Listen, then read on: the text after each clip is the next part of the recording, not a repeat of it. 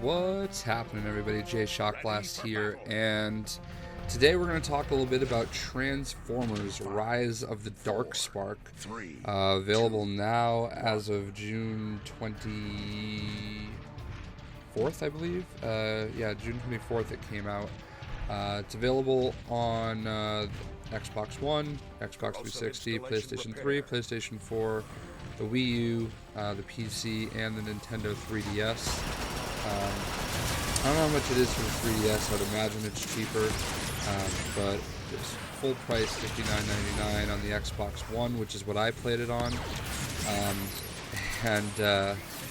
I'll tell you what, I'm a huge Transformers fan. I have been my whole life. I mean, going back as far as the earliest I remember having Transformers was when I lived in North Carolina, which, 1985. I think I was like 5 years old. Growing up, my favorite Transformer was always Prowl and Hot Rod. Those were definitely my two favorite Transformers. I don't really know why I always liked Prowl. He's a police car, but definitely one of my favorites. So, War for Cybertron, Fall of Cybertron, definitely two of my favorite games ever. I mean, I really thought what High Moon did with those games was really awesome. I also didn't even mind Dark of the Moon, which, as a Bayformers tie-in, kind of departed the War for and Fall of storyline, and it was, as movie tie-ins go, actually a pretty good movie tie-in game. So, needless to say, anytime there's a Transformers game at this point, I get pretty excited about it, and with this one, it's kind of like, I don't know, I've been kind of nervous about this game for a little while, just because all the trailers I saw just seemed like they were so, like, the graphics just weren't that good. I mean, if you think back to when they showed Fall of Cybertron, I believe they had like a Perfect Circle song playing in the background, and that cinematic trailer was just fantastic. There was not a single trailer like that for Rise of the Darkspark. They showed lots of gameplay, and I kept saying, man, is this a trailer for an Xbox One PS4 game, or is this a trailer for like a Nintendo 3DS game? Because I was really, really concerned with it. I didn't realize High Moon was not doing this game. The company that actually made this game is another Activision studio, Edge of Reality. And I guess, after Deadpool, High Moon, I guess Deadpool didn't do anywhere near what they hoped it would. I actually liked Deadpool personally, but I just know that a lot of people were not as into it. They expected more. But Activision laid off like 40 people from High Moon. So right now, High Moon is working on the PlayStation 3 port for Call of Duty Advanced Warfare. So I don't know what happened, but they dished it off to Edge of Reality, who, like, they are the king of ports. I mean, that's really all they've ever done is port games. And, looking at their resume, all the game ports they've done are for Nintendo 64, PlayStation 2, Xbox. There's been some 360 and PS3 stuff, like they've ported, The Incredible Hulk, Dragon Age Origins, Mass Effect to PS3, all those other games, PS3 and Xbox 360. And The Sims, stuff like that. So, porting games has been their strength.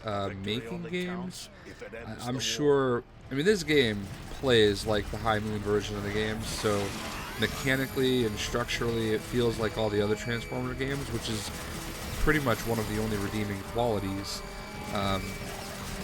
But as far as, designing it and all that stuff, man, I am so underwhelmed with this game. It really hurts to have to do this review, because I'm not really a negative person, but this game was just not very good. This is probably the most disappointing game of the year for me so far, just because I am such a big Transformers fan. I don't know that everybody is going to have the same expectations that I did when they go into it, but I mean, I just I hoped it would be, somewhat on the level of what, War for Cybertron and Fall of Cybertron were, because for me those were some of my top 10 games of the year for those 2 years. This could be in my top 3 worst games for this year. I mean right now, and I'm just projecting ahead. I mean, we're about halfway through the year at this point, and it's definitely the worst game of the year so far. And then that hurts me to say. I'll get into why in just a minute, but I mean, actually no, I'll launch right into it now. I mean, I was gonna start talking about the story, but the worst part about this game is the graphics. The graphics are abysmal. I mean, if this was a PlayStation 2 game, or let me take a step back. I told you it's on, the 2 next-gen consoles, PS4, Xbox One, 360 and PS3, and the Wii U and the PC.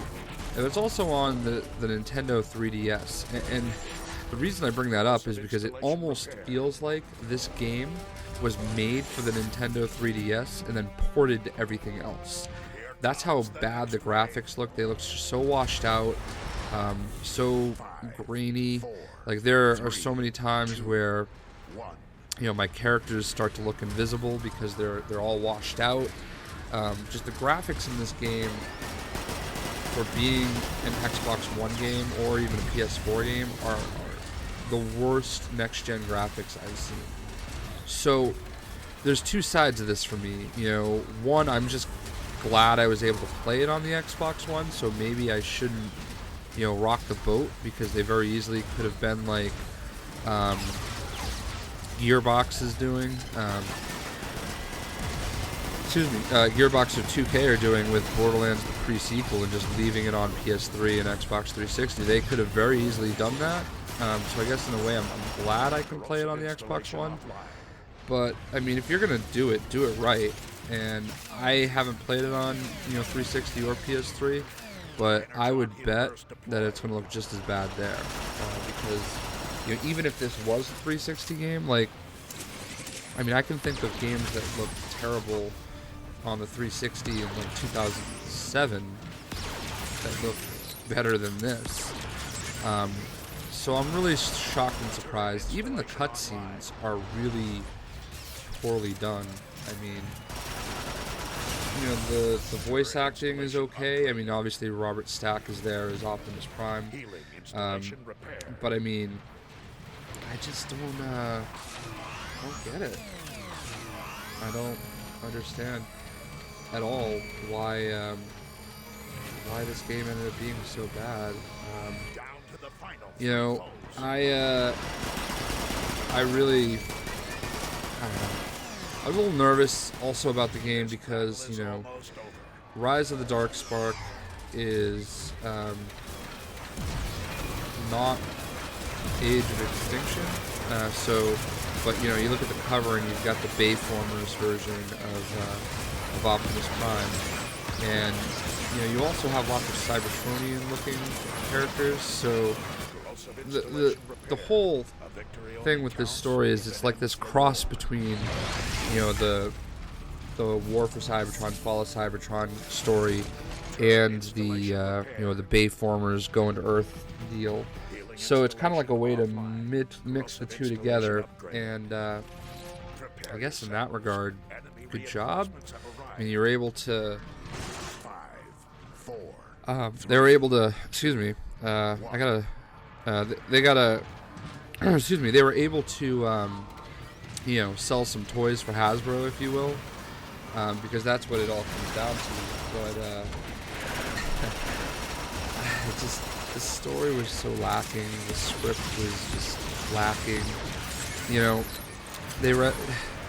I don't want to do too many spoilers, but there's like this one part of the story where they rescue Cliff Jumper who's been captured and experimented on, which is definitely a shout out to the Transformers Prime cartoon where he kind of goes through the same thing, and he looks like he does in Transformers Prime as well. But they allude to the fact that he's got like this darkness in him now, and Lockdown, the main, or I'm sorry, Megatron told him he could be turned at any time. And then we're back on Earth, like out of nowhere, you know, like it's like they don't even go back to that, and I don't know. It's a little frustrating as far as that's concerned. Very, very, like the total story as a whole, just very weak, very mindless. There's very poor character build-up. They really just assume you know who these characters are, which, you know, being that this is the fourth Transformers game, you know, you would, and the limited amount of characters they let you play as, you know, you kind of expect it. But I like Drift, you know, they talk about him being a former Decepticon, and you know, we're just supposed to know that and know what he did. I don't know if you know, if that's something that gets established in the movie or not. Maybe it is, but you know,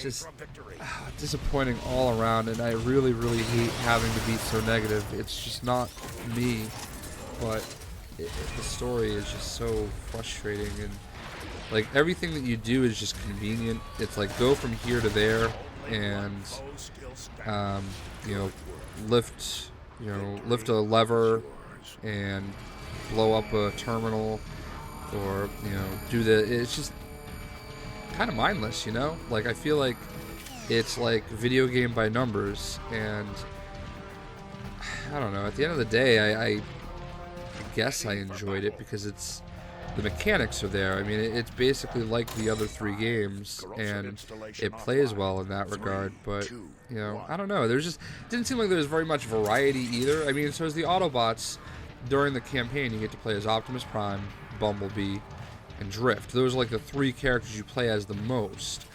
Then you also spend a little bit of time playing as Jazz, Cliffjumper, Sideswipe, Jetfire, and Grimlock.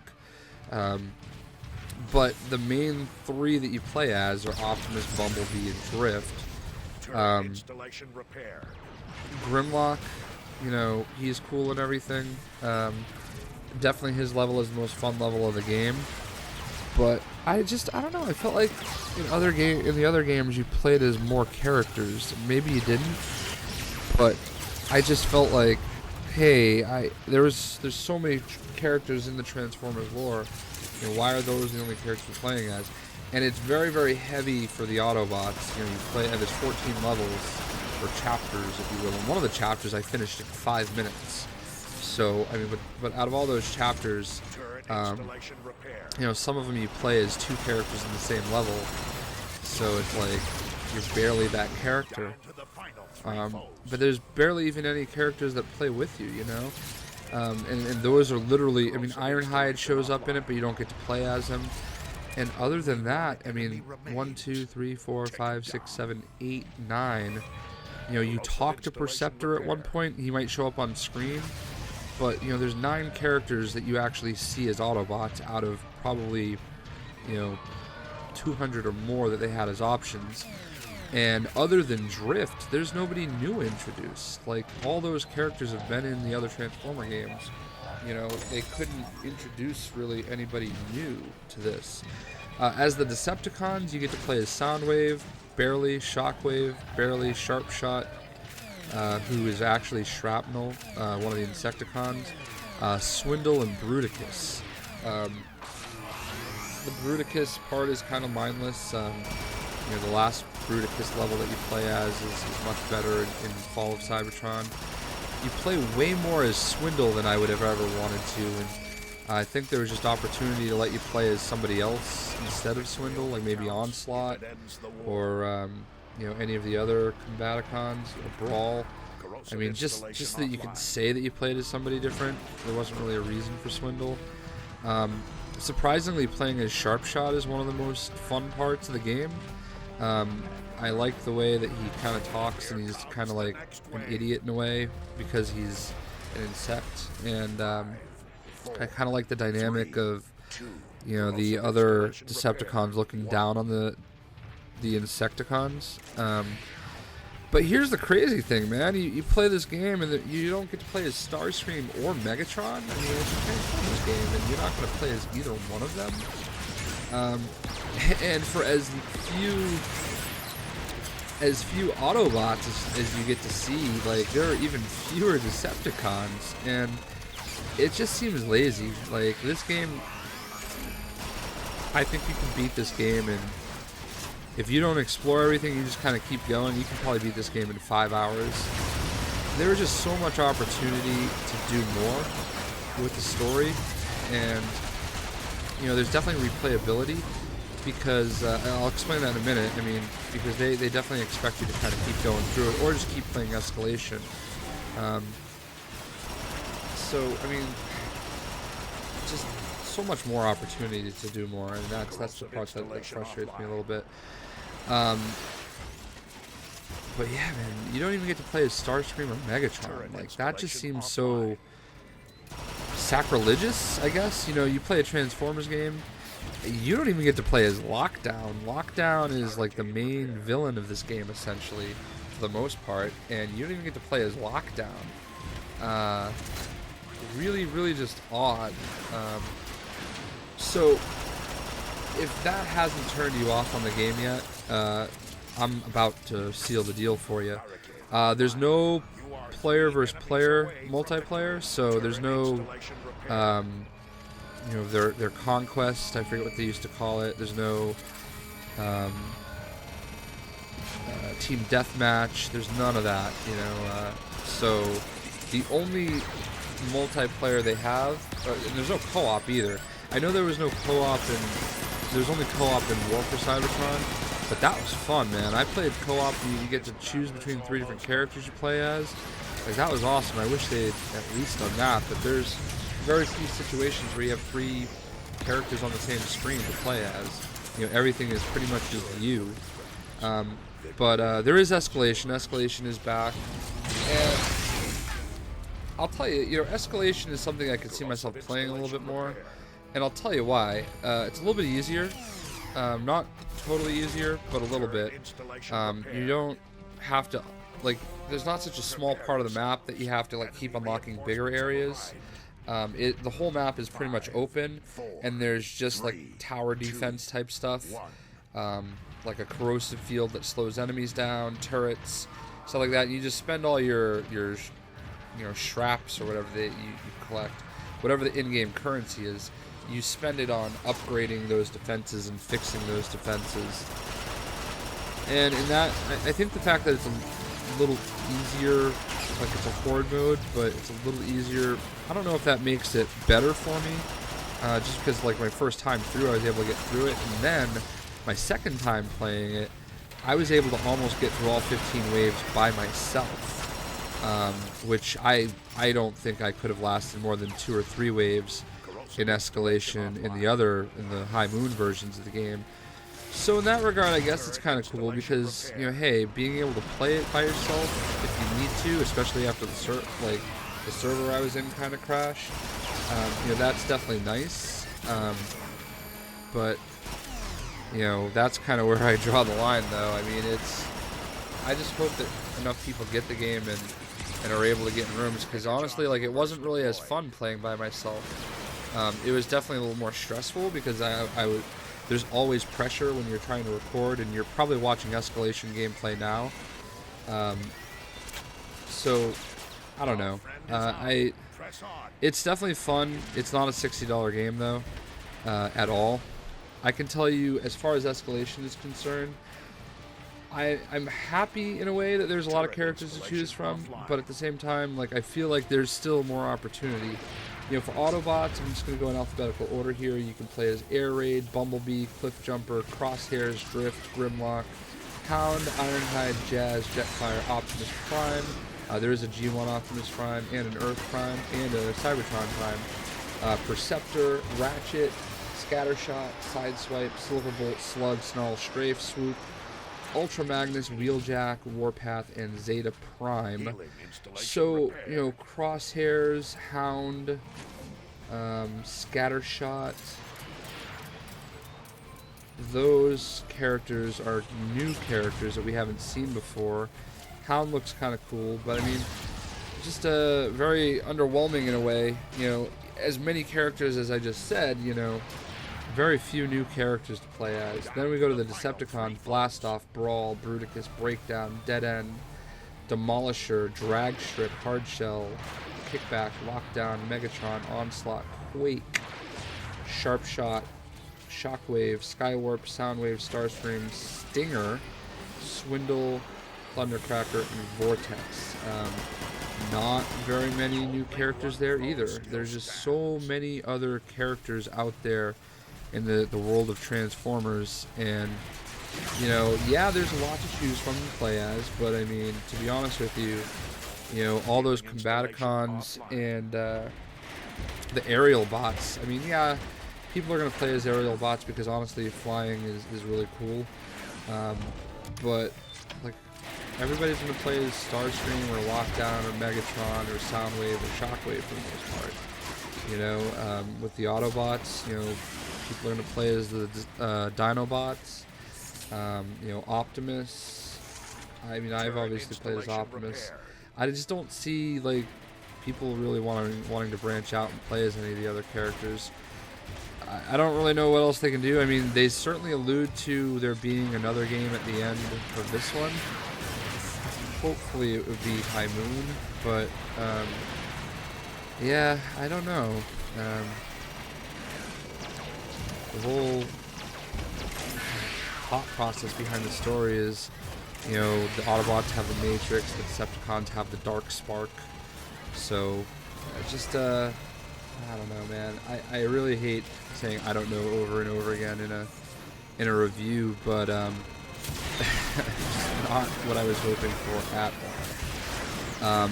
Escalation is definitely cool.